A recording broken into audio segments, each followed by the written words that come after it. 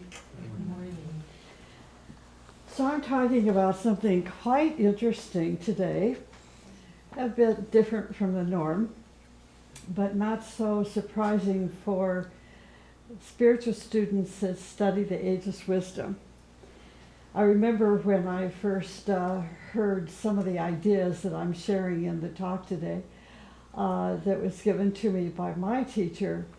I was just absolutely thrilled and shocked, and came running over to him after the lecture was over and said, "You mean they really walk the planet? They're really here, and there's one in the United States?"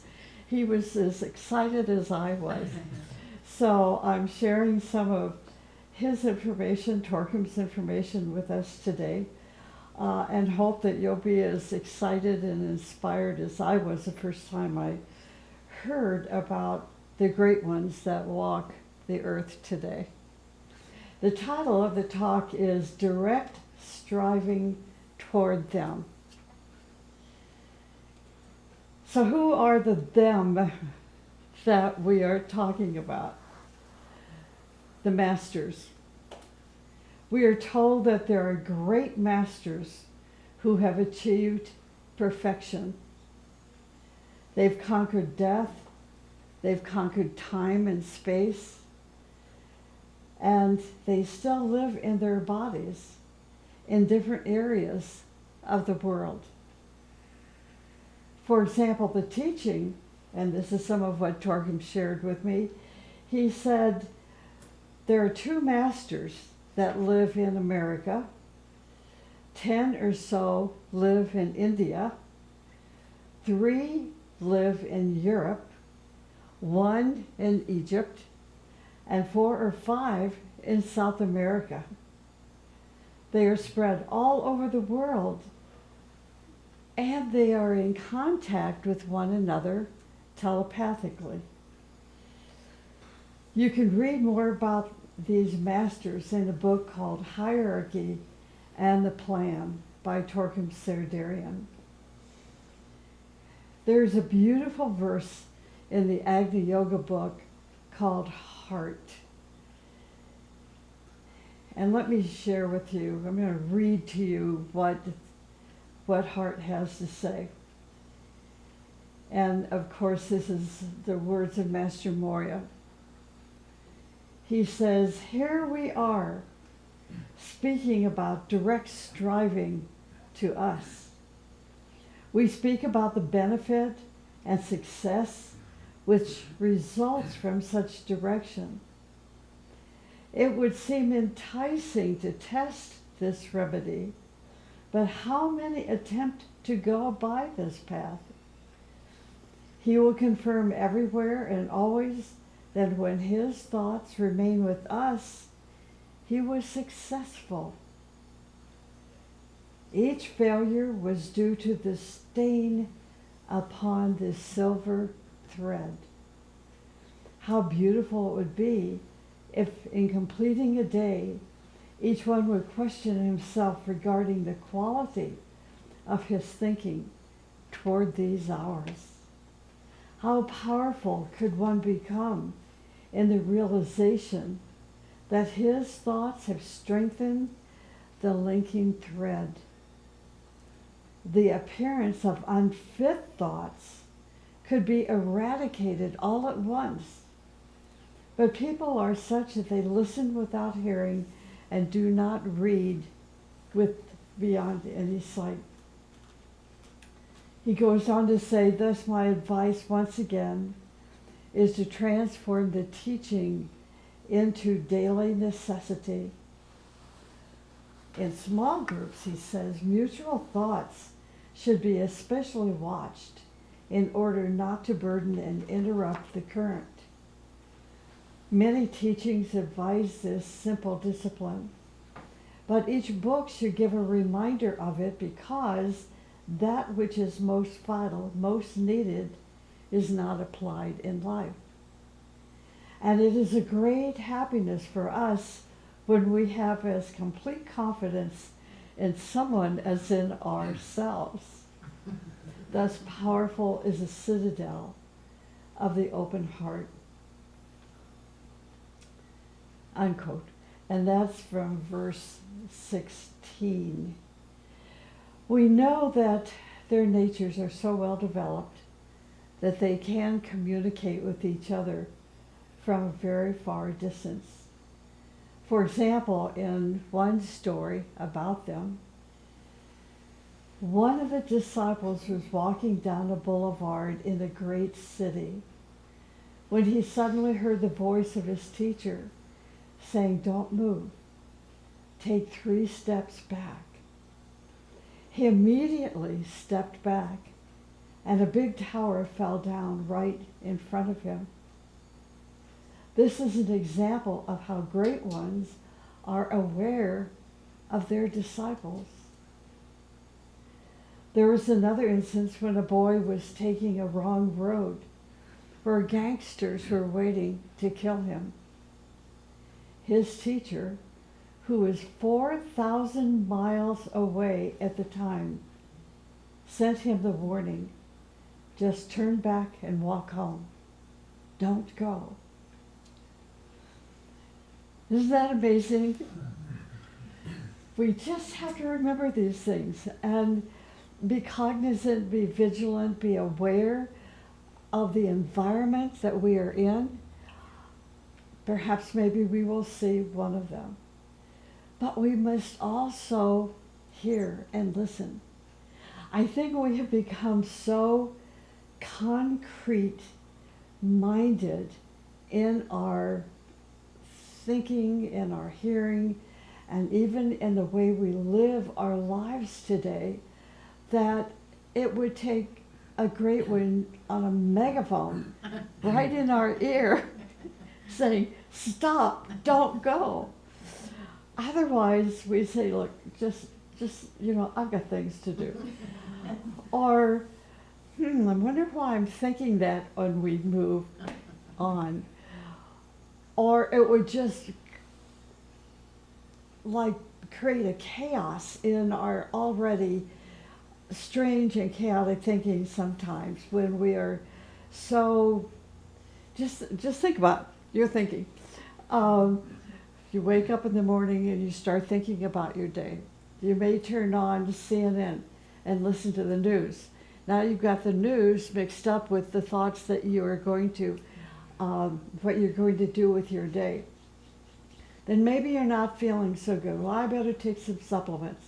So now we have CNN in our head. We've got the thoughts of what we're going to do with the day in our head.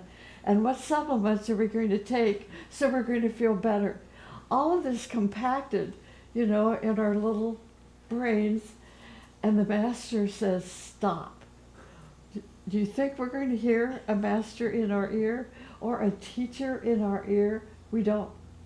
So we've got to hopefully remember this talk this morning. Think about the great ones. Think about the fact they are very much alive, very much walking on the planet, very much telepathically in tune with us, and then be aware that they are in tune with what supplements we're taking, what our thoughts are for the day, and then they're going to turn off or turn down the volume, on their radio. Saying, "No, they're not going to hear me." Think about that.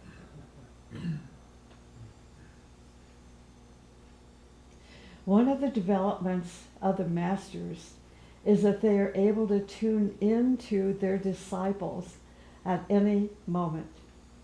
They just focus their minds on us, and they see us on the screen of their aura. These great ones are superhuman beings. But yes, we too have this same potential. Why not? Each human being is divine, and as their divinity unfolds, greater and greater qualities and virtues and powers slowly develop. So think about this. We have, from time to time we think about our life and what is the purpose of our life. What is the purpose of life in general? And then we get swallowed up with that chaotic thinking and stop realizing our potential. And that potential is part of our soul that brings it in lifetime after lifetime after lifetime. And the more we think about our potential and strive toward the purpose in our life, the more of this potential begins to unfold. So the unfolding process of our potential is the result of our striving, recognition of what's possible within this potential that's held by our solar angel, and the solar angel, the higher self, that periodically will try to inspire us in such a way that we will have this strong urge to progress and to strive and to be something greater than we are today. So let me go over this again. Each human being is divine, and as their divinity unfolds, greater and greater qualities and virtues and powers slowly develop. The true path of development is not sitting in meditation and developing one's own centers or chakras and so on. The best way to develop such divine and spiritual powers is to live according to divine principles and standards and laws. So this is why we attend celebrations like our 41st anniversary, to get recharged and to remind ourselves about these principles and standards and laws, to even think about, the many exercises that we're given, the many opportunities that we are given to develop ourselves, to have contact with the great ones, to be telepathically sensitive and aware of their instructions. So we're told, for example, that we should take 7 days of each full moon period every single month and devote ourselves to the principles, the virtues, the values, and the laws that correspond to that particular zodiacal sign. What's happened is that common man has taken the beauty of the teaching, like the beauty of astrology, esoteric astrology, and dumbed it down to where even those on the path don't pay any attention to the virtues that are related, the power that's related to setting aside those 7 days every month. And the result is we lose contact with these great ones that are right there every single month, not the same, but the variety of initiates and variety of kohans and the variety of even senior disciples that are in the subtle planes, that the minute they see the light of that disciple increasing during those 7 days, every month of every solar festival, they try to contact us and inspire us with the remembrance of these divine laws and principles and standards and virtues and values, and their contact with us may come in terms of, literally hearing them in our ear, or they can create a hologram in front of us that's filled with symbols, or they'll give us other signs, more subtle signs. But that's 7 days a week out of every month that we can have these opportunities to realize this is striving toward them. Here's an example. A person who really serves other people with self-forgetfulness, harmlessness, and right speech proceeds very fast in their evolution and development. We do not need to do anything except dedicate ourselves to the service of others. Love people, sacrifice for them, and think, speak, and act in righteousness. By doing these things, our inner divinity suddenly begins to unfold, and we develop very quickly. Lord Buddha, in his last teaching, said, "My friends, my disciples and co-workers, each of you in due time will be a Buddha, a perfect one, because that universal power is within you." See, and that's real. The key to the mystery is not actually that difficult to unlock.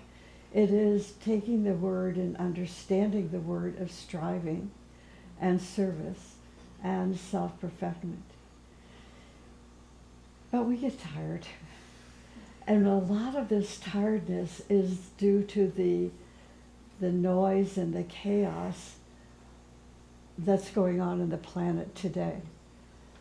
And we lose our sensitivity, but it doesn't have to be that way. There's always been chaos on this planet, wars, messes, but on the other hand, we've always recognized the great ones are with us. They walk the planet. We have stories upon stories upon stories about the great ones, how they just appeared. And the minute they appeared, the whole ensemble or congregation of people sitting there to make a decision completely changed. Peace and beauty blanketed this whole constellation of people. A decision was made. There was no taking the Speaker of the House votes of, days after days after days. 17 ballots, I think, was the first time of that guy that just got kicked out. Well, that didn't work. They're not listening intuitively. They're not listening telepathically. They're not listening to their heart. They're not listening to the inspiration that's being given to us.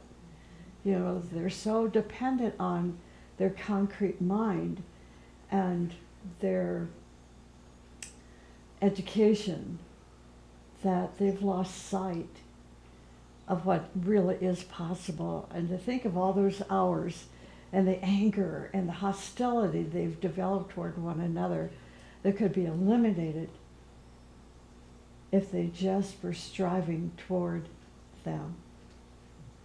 So love everything and sacrifice everything if it is necessary. I have done this so many times, and both seem to go together, love and sacrifice.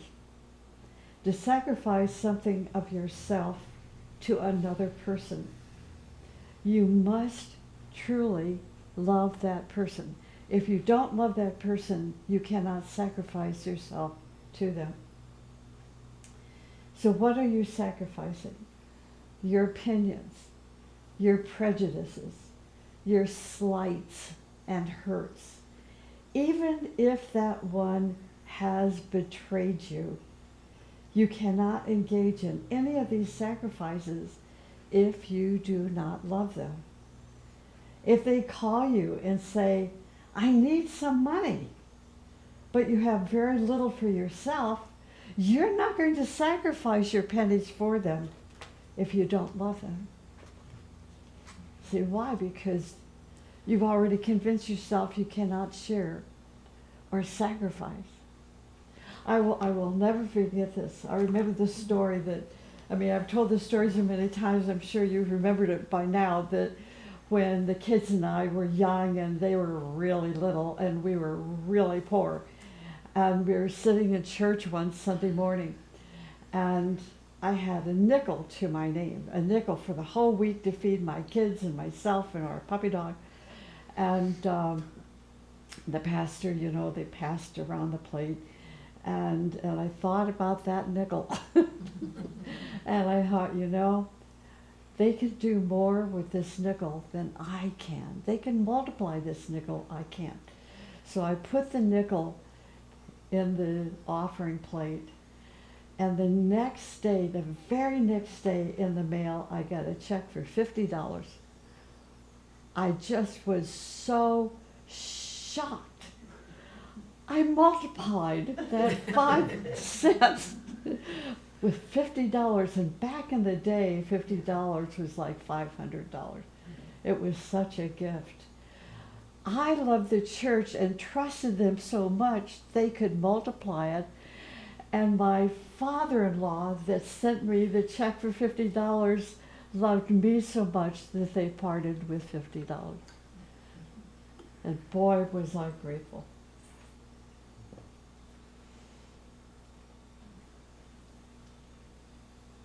When you take a direction toward perfection, your home will be happy. You will not cheat in your business. You will be so dedicated to your work that your boss will love you, and people will seek you out. I was thinking of a friend when I was putting the talk together for today, a friend that needed some things repaired in her car. She got several estimates. All would have cost between $300 and $400, money which she did not have. When the wall builders came to work at the center where she worked, they learned that she was having problems with her car. They offered to take a look. They immediately identified the problem and fixed the car for $45. When the center's dishwashing machine died, a couple of weeks later, and it was discovered it would take a minimum of $1,000 to replace it with a new one, we knew it was too expensive to replace. One of the members volunteered to find one, a beautiful one that was new and used and affordable. He found it, just the right color and size, for $40 and installed it for free. When people strive toward them, they will live a life of benefit and success. Do you see? See? These are very unusual situations. Today's world is all about looking out for number one. They see people starving and without food and clothes and housing. And the business owners and the operators raise their prices because they don't want to go out of business. It's so convoluted. It's so convoluted. They don't realize that if they cut their prices and offered special deals to those in trouble, their business would never fail. I was thinking of, you go to the grocery store today. Well, back in the day, I could feed my boys and myself on $10 for a whole week. You can't walk in the grocery store for $10 today. And the quality of food is not anywhere close to what the quality of food used to be. It was real food. It was not processed food. The vegetables were fresh and out of the local, community's garden. Today, when I was feeding my puppy and steaming vegetables to keep her alive, and I would have to go to the grocery store every 3 days, and I'd have to buy this big bag of green beans, of course, which I was never going to steam all those green beans for that little dog. And 3 days later, the beans had to be thrown away. They were so bad, the quality was so bad, and yet the prices 10, 15, 20 times higher than what they should be. They don't realize if they cut their prices and offered special deals to those in trouble, their business would never fail. What kind of examples are we giving our co-workers, our friends, our children, our spouse? It is so important to give good examples to our co-workers, friends, and family, showing them about what it means to strive toward the great ones. Here's a story from the book Challenge for Discipleship. It says, about a month ago, 2 young people came to see me for counseling. The young man took me aside and said, I don't want my wife to hear what I'm going to say to you. The young woman agreed to wait outside while her husband spoke to me first, the author. He was very upset, and he said, we are fighting day and night. I don't know what the matter is. Should I divorce her? Should I punish her somehow? So the author listened to him for a while and then said, your wife is expecting something from you. I just feel it. A woman is harmonious and cooperative only if you are a vision for her. What are you going to be? Your wife will admire you and do everything to cooperate with you if you strive to become somebody. You're kidding, he said. From now on, I suggested try to make your wife admire you. Just try it and see what happens. Some time later, he called to say, it worked. She likes me. The secret is this. I told him to strive to become something higher than he currently was. When his wife saw him really trying to surpass himself, what would be her reason not to like him? She married him, after all. A person can be a vision if they head toward the image of perfection. Imagine that you're going to give your child a great vision so that they strive toward perfection. They must have somebody higher than themselves, whether that person is imaginary or not. It does not matter as long as it is a higher vision. Another part of the verse said, but how many attempt to go by this path?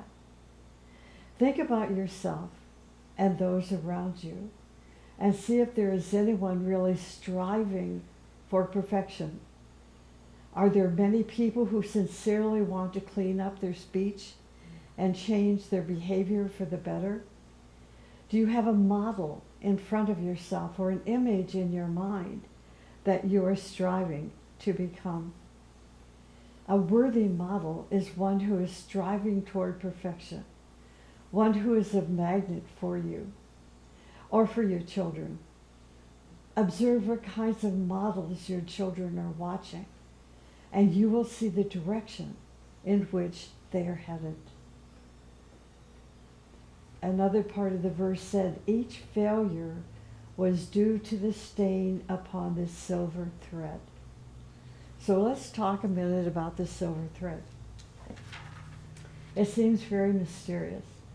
In fact, there's several references about this silver thread in the book At the Threshold of the New World.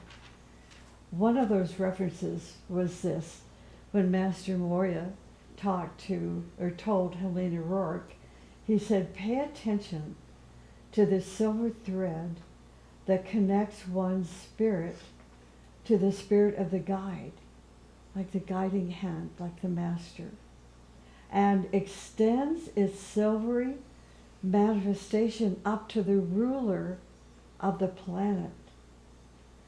At the birth of a spirit, a lofty spirit sends him his conduit. When you think about a great one, you are building a silver thread between you and him.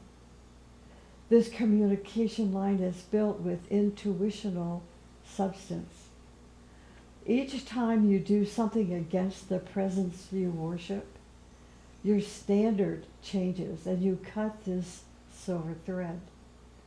Suppose you have a friend who is being verbally attacked by another person, and you eventually are drawn into bad speech in order to please the attacker. What happens when your friend suddenly appears? You cannot look at your friend in the eyes. There is something cut between you and that person, and that's the silver thread. A silver thread can be built between you and your friends, you and your teacher, you and your worshipped one. Be careful not to cut that thread with unlawful, unrighteous thoughts, words, or actions. The silver thread extends between your higher self and your bodies, between you and others, and between you and your teacher and master. So in conclusion, the teaching is not useful if it is not practical. It is only practical if you change yourself and are strong enough and idealistic enough to have the power to change. I believe that if you escape from your problems will eventually find you anyway. If you escape from one relationship, you will be confronted with the same problem in your next relationship. The colors and shapes may change, but you do not change yourself. The program remains the same. You might as well keep the same problem. Striving toward them not only makes you healthy, but also prosperous. Striving toward the hierarchy eventually makes you a leader, one who can lead entire nations toward perfection. So for some of you listening to this lecture, particularly on YouTube, you may say that it's fantasy, that the masters are walking the planet. But let me tell you, I don't share information from the teaching that I have not already experienced, because for me then it's my truth, and it's the truth of the teaching. So everything that we're listening to here today is a reality.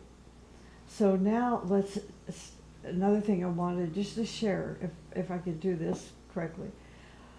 A master, even sometimes initiates, kohans, even senior disciples that are no longer living in body, they have a frequency that is different than our frequency.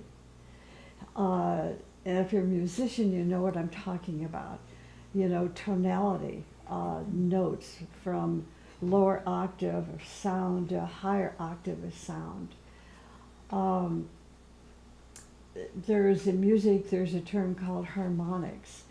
And harmonics is always like a higher resonance of a sound that can be heard audibly with our ears. So I like to think of these great ones that are not in physical body, but they're like a harmonic of the rest of us. And if we can create a frequency of our thoughts, our emotions, our actions, particularly during what we would call our high holy days, like, certainly Christmas and Easter, but the solar festivals, especially Aries, Taurus, and Gemini. Or if you're in a sacred area, like I was when I was in India. Not all of India is sacred, believe me. But there are certain areas around the Himalayan mountains that are known to be sacred, like the Kanchenjunga Mountains are known to be sacred. Parts of Mount Everest are known to be sacred, and other places. Like Darjeeling, there's places in Darjeeling, India, that's so beautiful and so sacred. They have monasteries where the great ones used to live, and sometimes they come to visit even today.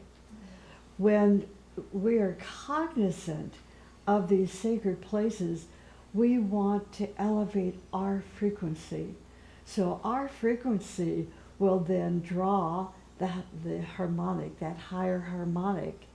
So the harmony of their nature will resonate within our cells and atoms and our consciousness and elevate us. We had a teacher like that on this planet. We had a teacher like that. And he is, even though not with us physically, he is still with us spiritually. But we have to raise our frequency to hear him. Just like we have to raise our frequency to hear the higher harmonics of the masters and kohans and so forth. And to do that, we must strive toward them. It doesn't just happen.